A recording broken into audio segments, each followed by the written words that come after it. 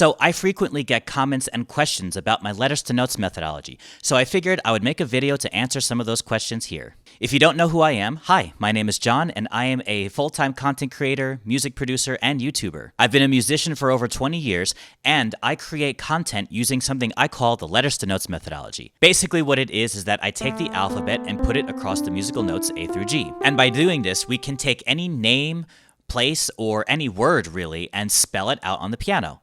And by spelling it on the piano, it creates its own unique jingle. And so I've made a ton of different videos and content where I've turned Genshin Impact characters into jingles, Pokemon, Undertale, Zelda, and a lot of them have even gotten popular, like my Marvel Rivals video, Sonic the Hedgehog, Super Smash Bros., and plenty of others. And across all of my videos, I get tons of questions about this methodology. But since it's kind of difficult to keep track of all these comments across all these videos, I decided to make a community post so you guys had a place to ask me your specific questions about what I do. But before we get into that, I actually want to show another post that I came across. The username here is Media the Pinoy Apex Stapy Logo Editor 763 Do Not Hack.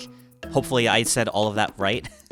But they said, I extended Elementality Studios' letters to notes methodology. And if we're taking a look at this picture here, he still has the same letters repeating across the musical notes A through G. It looks like he started from C to B though. So one problem I have with that already is that because we're trying to showcase the actual alphabet, that's why in my videos, I have the image of the piano from A to G. Just because it's a little bit visually better to look at the alphabet like that, A through G, and then it repeats H through whatever, right? But by starting it on C here, I feel like it's a little awkward to be able to read the alphabet and get adjusted to like what is where, you know? And then some other things to point out here is that they added two symbols within the white keys. They have a comma and they have a period. And then across the black notes, they actually have numbers, and they decided to put a bunch of other symbols in there as well. Now, props to this person for trying to get a little bit more creative by adding more stuff to this methodology, but I do still have a couple problems with this. The first one I see is a mistake. I do see that there's an exclamation point on the C sharp as well as the A flat key.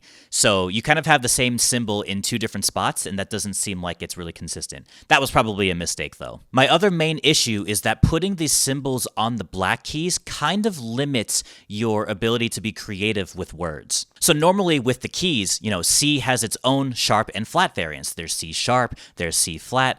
All the white keys have their own variants like that. You've got F sharp, you've got E flat, you've got D sharp, right? But if we lock in the black keys to be purely numbers and symbols, when it comes to actually spelling out someone's name, you kind of get locked into the white keys, and you don't get to have as much creative freedom by utilizing it like this. For example, I often run into situations where I'm utilizing the F and the B keys a lot. But by playing F and B next to each other, you end up creating this tritone interval. Now, sometimes that tritone interval could work for maybe a more evil character or sinister or someone that has this sort of dark, edgy vibe. That could end up working out. But a lot of the time, it doesn't end up fitting that way, which is why I'll change the F to be F sharp so that it matches more cohesively with B. Or I'll do the opposite where I'll take B and make it a B flat so that it works well with the F key. Does that make sense? Hopefully that makes sense. And then even then with symbols and stuff, right, by having a period on the G key, that means every sentence you end is going to end on a G. But if we end up kind of in the key of like, I don't know, C sharp, just due to the nature of the words and letters that we are using, having that period on the G is going to make that kind of stand out and maybe not necessarily what we're looking for. But once again, props to this person for trying to get a little more creative, but not a fan personally. Now getting to my community post here, we've got a couple questions that people have asked. First, I want to start with Sean Dolan 1198. The letters to notes methodology is so great, but what about the numbers to notes methodology? Now this will be a cool transition going from the first post to this question here. So I actually do have a version of the letters to notes methodology that includes numbers in it. You can see the example right here. Basically, since we had those empty spaces after Z, I decided to include the numbers in here starting from 1. So after X, Y, Z, we've got 1, 2, 3, 4, 5, 6, 7, 8, 9, and then 0 was added to the A key. I thought that was kind of nice because 0 and O end up on the same key, and that just kind of looked nice to me. Technically, we could start the numbers on 0 on the F key, but then it would kind of shift everything over, and I think 9 would be the one that ends up on the A key. That technically could work too, but I really like the idea of having 0 and O on the same key, so that's what I went with. So by doing it this way, where we only put the numbers on the white keys, it gives us that flexibility just like we do with the letters, where if we want to make 1 sharp or flat, we can make this, obviously the 1 is on the F key, so we can make 1 sharp or 1 flat, just like F could be F sharp or F flat, or I guess in this case would be E. And harmonics, am I right? But for a better example, if we look at the number 6, which is on the D key, depending on the context of what we're working with, we can make the 6 sharp or the 6 flat, just like D, K, R, or Y would be. So D sharp, D flat, K sharp, K flat, etc. So by doing it in this way versus what that first post had showed, it gives us that creative freedom to be able to do that. Now, I don't find myself utilizing this version of the methodology as often. It's more so when I get commissioned to make piano jingles or theme songs for other content creators or streamers. Sometimes they will have numbers within their names. Here, let me show you a couple examples of me utilizing numbers for other people's usernames.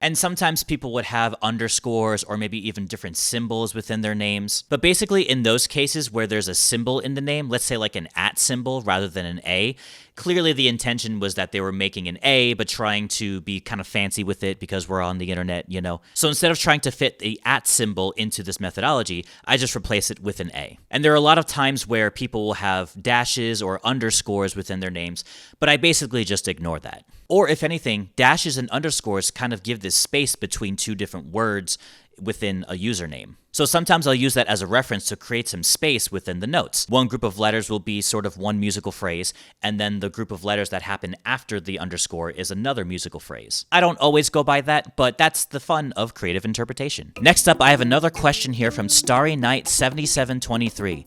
Have you tried to use your letters of methodology on other instruments than the piano? Now that's a really fun question. I am mainly a saxophonist, and I also play guitar, and I play ukulele. I think you can see the ukulele. I can't point.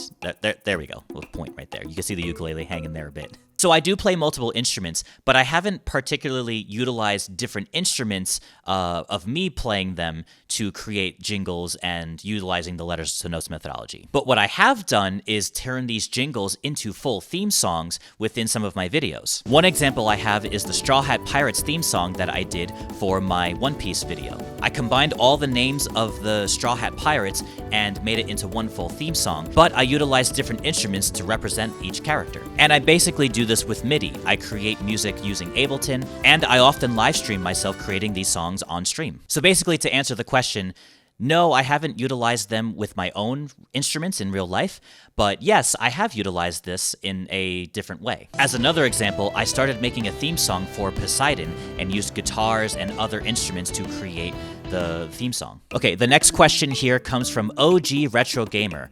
Honey Queen versus Wiggler theme on piano. So that's not quite a question. That seems to be more of a request, and while I'm not necessarily going to do requests in this video, but I do plan on doing another video soon where I take requests from the community. I have done Honey Queen and Wiggler jingles in my Mario Kart video before, but here it is again for context.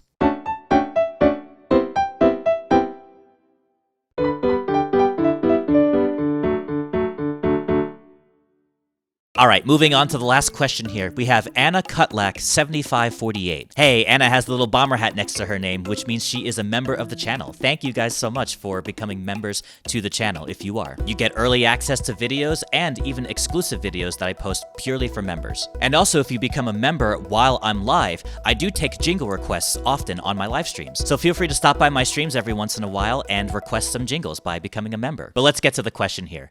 When did you start to use this methodology? Have you already tried other methodologies? Now, that is a really fun question because it did take me some time to land on this specific methodology. So if we go to my channel here, you can see that obviously I post a lot of shorts doing character jingles, but if we take some time to scroll all the way down here, and like pretty far down here, I probably just could have searched for it towards the top, but we're already here.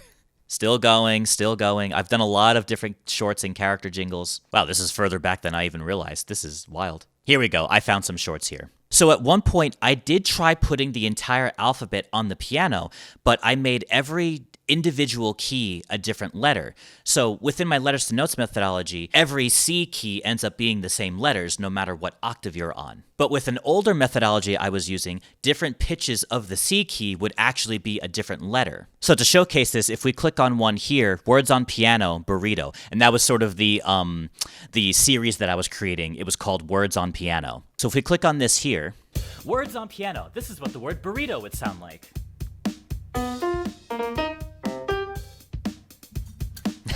Words on piano. And I always do something kind of funny or silly at the end there. But the problem with this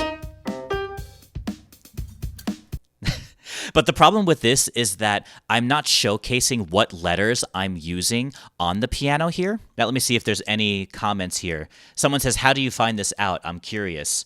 Someone says the notes. Someone said it only goes up to G and then repeats. So that's where I saw that there was a lot of confusion with utilizing this words on piano type of deal. Now on my streams, I had mapped out that like, okay, C sharp is going to be H, and then another C sharp is going to be Y, and then G is going to be G, but a different G is going to be like H or something like that. And basically I was trying to create a typable keyboard, but on my piano. But again, since I'm not actually showcasing the letters in the short itself, it kind of didn't really work, you know. But basically, this was sort of the beginnings of creating the letters to notes methodology. Now, to add on top of this, another question that I often get is that, oh, why is there only one octave? How come the notes aren't lining up? Those notes don't actually sound like that. It's playing a higher B flat, but it's showcasing a lower B flat. Why is this the case? And the reason why I only showcase one octave is because by trying to show anything beyond an octave while having all those letters in there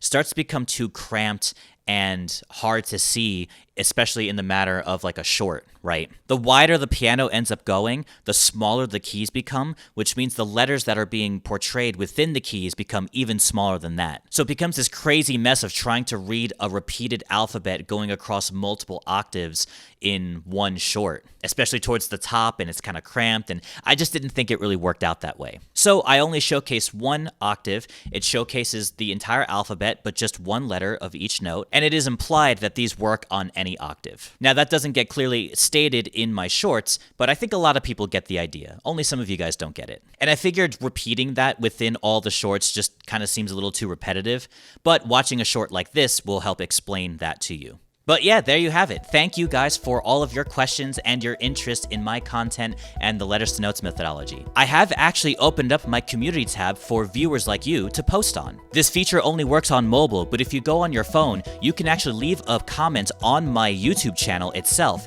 and you can do jingle requests, or if you have other questions you want to ask me, you can go right on my channel and post away. Just keep it PG, civil, and clean, alright? If you post any more questions or jingle requests, I will be making future videos covering those comments. And if you're interested in having your own name turned into a piano jingle, click the link in the description below. You will get up to 30 seconds of an audio file with using your name as the melody, and you'll even get sheet music that you can play along with and learn, or if you want to like frame it on your fridge or something. So click that link in the description below, and I look forward to working with you. Thanks a lot for watching, everyone.